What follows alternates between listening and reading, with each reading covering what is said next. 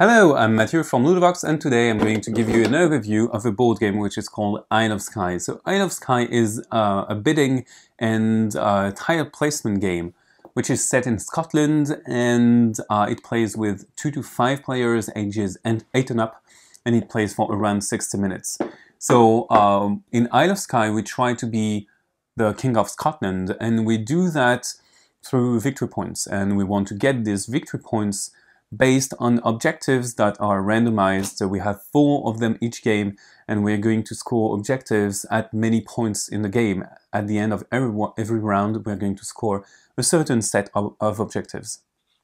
So we are going to score each of them 3 times. So the objectives are really different. It might be set collection or majority, or it might give you rules for placing your tiles. Like, for example, in this case, you have to close a small number of clusters of areas, so mountain ranges, lakes, prairies, and so on, and you have to close them and have the most of them because it's going to give you more points. The basic flow of the game is very simple. So every player would draw 3 tiles in the bag. So I've done it for the other players, but I'm going to do it for myself. And after doing that, I'm going to show you what's behind my screen, but I do it secretly. So I have an axe, which will allow me to discard one of the tiles. So if I want people not to buy it, I can discard it, be sure that no one will have it. And then I will set bids with my coins. I will set bids for the other tiles. And then once everyone is done, we can remove the screens and see what's behind them. So first we remove the axes, so the tiles shown by the axes, and then we move on to the bidding phase and the buying phase, because now we've set the bids, and basically what's in front of a tile is the price of the tiles. For example, I have 2 coins, I can buy only 1 tile. Let's imagine that this one really interests me, so I could take it, but I would pay it to the other person, so I would pay 1 and keep my 1, and that person would get his bid back. Then everyone can buy 1 tile to the other players. Then you have to buy all of the remaining tiles. So for example, if no one wanted to buy my tiles, I can just, well, I have to actually buy them for the bid, the minimum bid that I've set.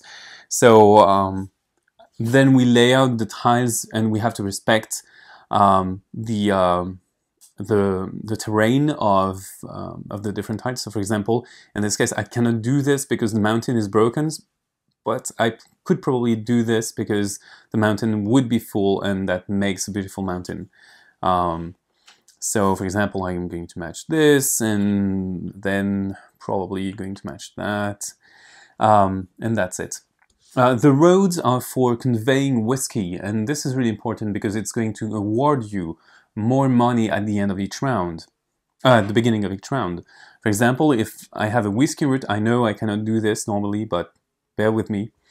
So I would get 5 coins because it's my castle's power, but if I had whiskey conveyed by a route to my castle, it would be 6. And in this case, the road isn't linked to my castle, so it's only 5. But I could, for example, do this and do that, or that, for example, and there I would have my 6 coins legally. Then we are going to score the objectives. So in this case, we score only 1 objective, which is the sheep, advance on the victory points track, and then move on to the next round. Collect revenue, bid again, draw tiles again, bid again, etc., etc. So at the end of the 6 rounds, sorry, we're going to have the final score, but we have money which is worth a few points, and some of the tiles are going to bear special objectives. So this one, for example, allows you to have 1 extra victory points for each 2 barrels, each pair of barrels that you have in your kingdom. So you have several ways of scoring that no one else has, and it can give you the edge over the other players. Basically, that's it. You just have a different set of objectives every game. You just draw them randomly, and you have different games. You know almost everything there is to know about Isle of Skye. So bye bye and see you on Woodworks.